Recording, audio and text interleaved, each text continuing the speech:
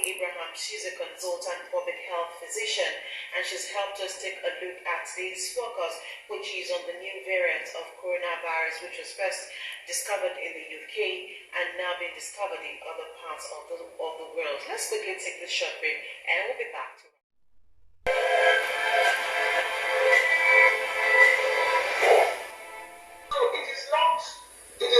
there's nothing new that has been told, that has been discovered, apart from what we have right now. And so this is why prevention is still the best view. There's no new form of treatment. As far as they're concerned, even the vaccination itself is still good to go. Okay. And so we are still back to square one.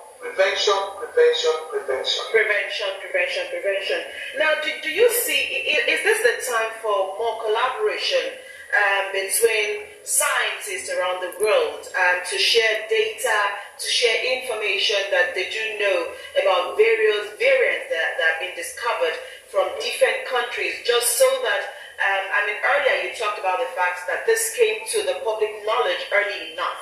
So when people do have information, it probably sometimes also helps in the fight against viruses such as we do have. So what would you advocate for in terms of research, in terms of sharing information that scientists do come in contact with as more researches are ongoing about coronavirus? Because just like many of your colleagues will say, the last may not have been learned about this particular virus.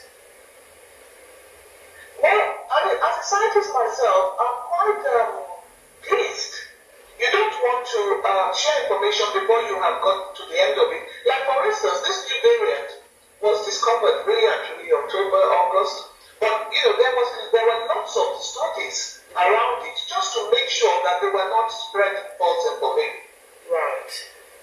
Let me give you an example. Even Wuhan, at the beginning, in January, shared the genetic sequence with the world, with the scientists all over the world. And it was based on that they started to work on the vaccine. And so I believe that already, I know, and I also believe that lots of information is being shared. I don't think people are wanting information at all. Definitely within the scientific community, this is one disease that is uniting and the medical community.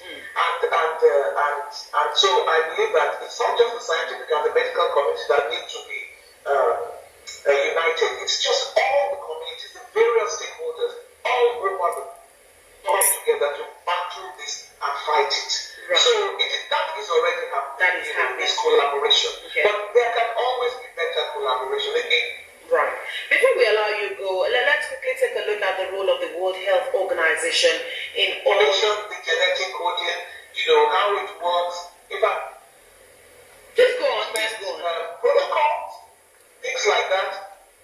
Doctors all over the world are sharing their information. Yeah, so that is already going on. All right. Before we allow you to go, Dr. Abraham, quickly let us have your views on the role of the World Health Organization around this global pandemic. Do you think the WHO is doing all it can to be that world international body representing everyone with the issue of COVID-19? Yeah, that's a very interesting question, really. Looking at it on the surface, they are doing all they can with regards, they have their researchers on ground, they have their policymakers on ground, and I know that it was in a sense, the WHO that first of all alerted the world to this COVID pandemic and to the fact that this is not just another infection, it's really going to be a pandemic. I know that they have various representatives all over the world who are working in different countries. They're working with them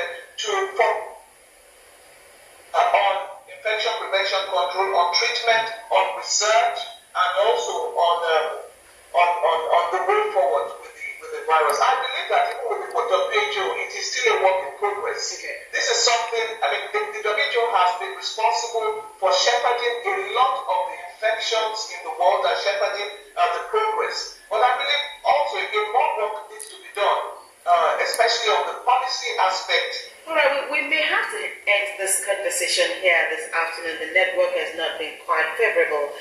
But Dr. Abby Abrahams, thank you so much for joining us on the show today. And thank you for always obliging us when we call on you.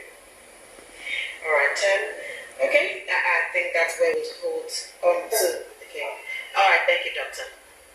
We've been speaking with Dr. Abrahams, Dr. Abby Abrahams. She's a consultant public health physician, and she's helped us take a look at today's focus, which is on the new variant of coronavirus, which was first discovered in the UK and now been discovered in other parts of the